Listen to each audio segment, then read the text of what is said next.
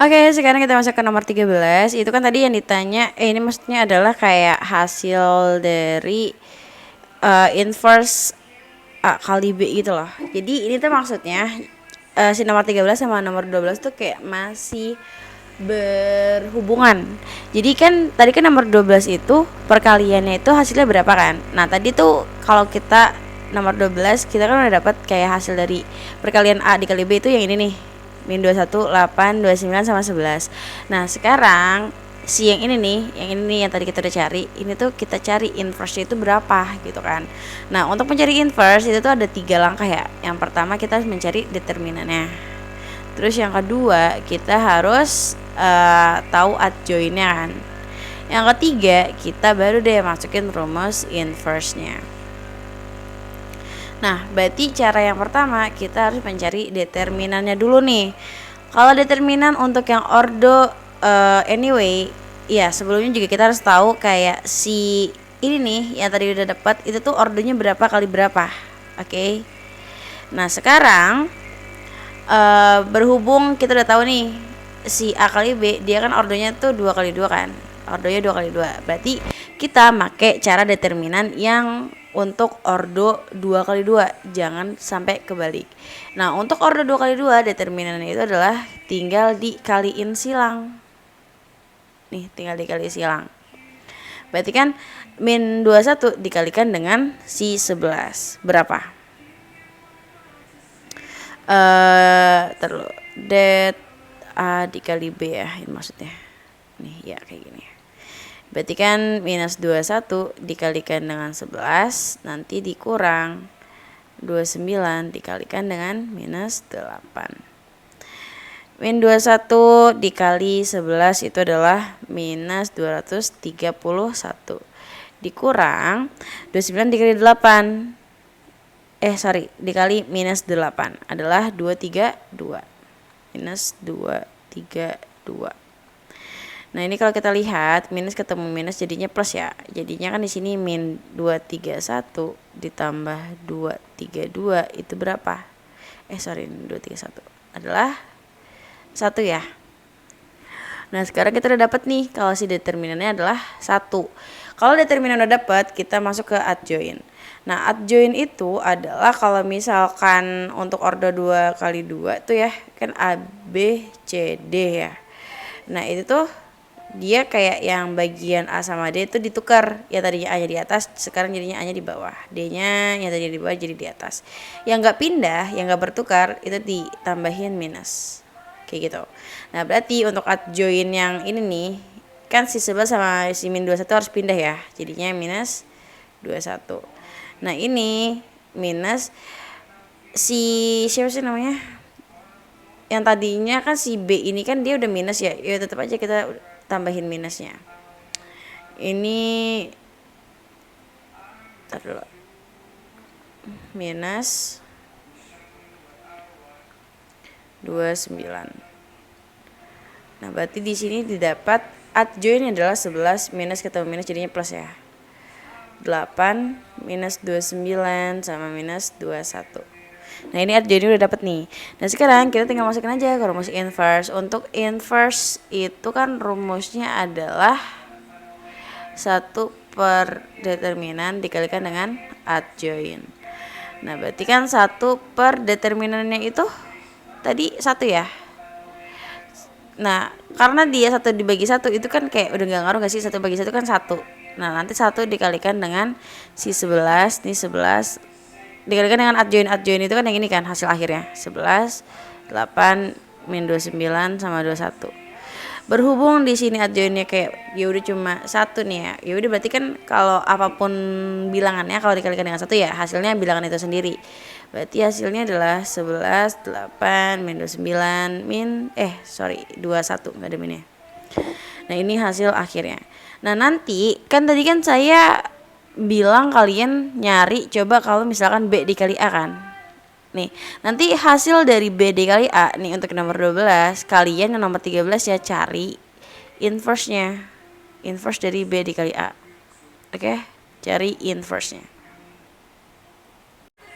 Oke, sekarang kita masuk ke nomor 14. Di sini bayangan titik koordinat A jika didilatasi dengan faktor skala 4 dengan pusat dilatasi P min 3,2. Nah, di sini berarti kan kita masuk ke materi dilatasi ya. Di sini ada titik koordinat, berarti kalau titik koordinat itu berarti X, Y.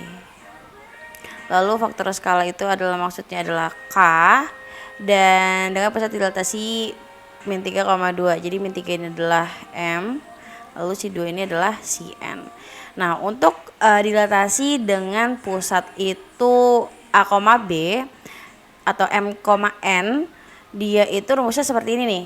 Nih yang di kotak yang nomor 1. Nah, ini nanti ada perkaliannya kan. Nah, kalau misalkan perkalian antar matriks gini udah saya buat jadinya kayak gini. Oke. Nah, sekarang berarti bisa ya kita tinggal kayak masukin aja ke rumusnya. Berarti kan rumusnya itu adalah bayangan dikurang pusat sama dengan faktor skala dikalikan dengan titik koordinat dikurang pusat. N sama dengan K dikali Y dikurang N. Nah, udah ini kita langsung masukin aja. Di sini untuk yang bagian pertama nih ya, untuk yang bagian pertama X bayangan itu kan ya emang yang kita cari gitu. Terus dikurang M. Tadi M itu adalah min 3. Sama dengan K, K-nya itu 4 ya.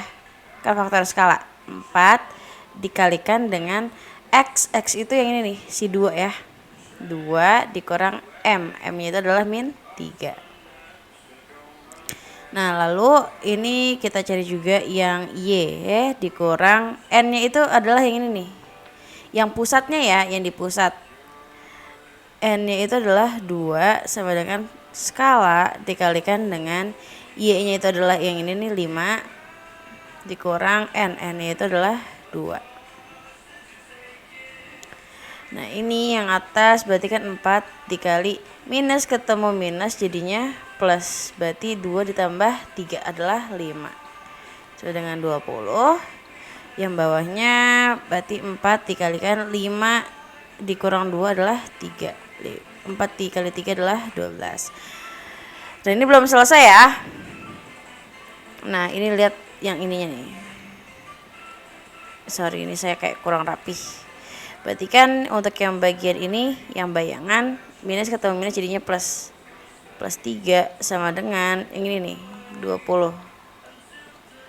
Terus yang bawahnya nih Y bayangan dikurang 2 sama dengan yang paling akhir ini adalah 12. Kita cari satu-satu. Di sini si plus 3 kita harus pindah ruas ke sini. Jadinya X bayangan sama dengan 20 yang tadinya plus jadi min. Berarti kan di sini X bayangan itu adalah 20 kurang 3 adalah 17. Nah, sekarang kita cari untuk yang bagian ini nih, bagian yang ini. Di sini berarti kan yang min 2 yang harus kita pindah ruas ke sini kan. Berarti Y sama dengan 12, yang tadi minus kalau pindah ruas jadinya plus 2. Berarti ini didapat Y bayangan sama dengan 12 tambah 2 adalah 14. Nah, sekarang berarti conclusionnya atau kesimpulannya 17,14. Ini adalah X bayangannya, ini adalah Y bayangannya. Selesai. Oke, sekarang kita masuk ke nomor 16. Di sini bayangan hasil pencerminan titik A terhadap garis X sama dengan 1 dilanjutkan terhadap garis X sama dengan 5. Oke, berarti di sini ini bisa pakai cara 1 2 3 ya, tapi di sini saya memakai cara 1. Kalau kalian misalkan pengen pakai cara 2 atau 3 itu boleh banget. Nah, untuk pakai cara 1 kan berarti kita harus nentuin dulu si titik A ini tuh adanya di mana ya. Nah, titik A itu kan dia min 1,1. Berarti kan min 1 tuh di sini, 1 tuh di sini. Berarti titik A itu adalah di sini ya. Nah, sekarang dia itu dicerminkan terhadap garis X sama dengan 1. Nah, kalau ini dia itu kan sumbu sumbu X sih? Sumbu Y, sorry. Yang atas ini kan sumbu Y, ini tuh adalah sumbu X. Nah, jadi kalau misalkan dia dibilang dicerminkan terhadap garis X sama dengan 1, kalian harus membuat garis dulu nih. Garis X sama dengan 1. Nah, ini adalah garis X sama dengan 1. Kenapa garis X sama dengan 1 tuh kayak gini? Karena kan sumbu X itu adanya di sini kan nih. Sumbu X itu adanya di sini. Sedangkan 1 tuh ada di sini. Nanti kalau misalkan dibilangnya terhadap garis X sama dengan 2, ya udah kalian bikin garis X sama dengan 2 tuh garisnya tuh yang di sini nih. Nih, selurusan ini nih. Oke. Nah, sekarang kita harus, kalau yang namanya pencerminan itu kan kita harus tahu jarak dari titik ke cermin itu berapa? 1, 2. 2 langkah, berarti ya udah jarak dari si cermin ke bayangan adalah 2 langkah. 1, 2. Ini adalah bayangan yang pertama. Di sini dilanjutkan terhadap garis X sama dengan 5. Anyway, berarti nomor 16 itu dia masuknya ke materi komposisi transformasi untuk yang bagian refleksi ya. Nah, di sini kan dilanjutkan terhadap garis X sama dengan 5. Berarti X sama dengan 5, berarti kan si 5 tadi di mana? 1, 2, 3, 4, 5. 5 kan di sini ya, berarti kita bikin garis itu di sini nih. Nah, tadi kan yang terakhir kan di sini ya. Aksen itu atau bayangan yang pertama dilanjutkan pencerminan terhadap garis X sama dengan 5. X sama dengan 5 kan garisnya yang ini nih. Berarti ya udah tinggal lanjutin ke sana. Dari jarak si titik ke cermin berapa? 1, 2. Berarti dari jarak apa sih namanya? Cermin ke bayangan juga harus 2. 1, 2. Nah, di sini adalah bayangan yang terakhir. Nah, bayangan ini adalah 1, ini kan 5, 6, 7 ya. 7,1. Selesai.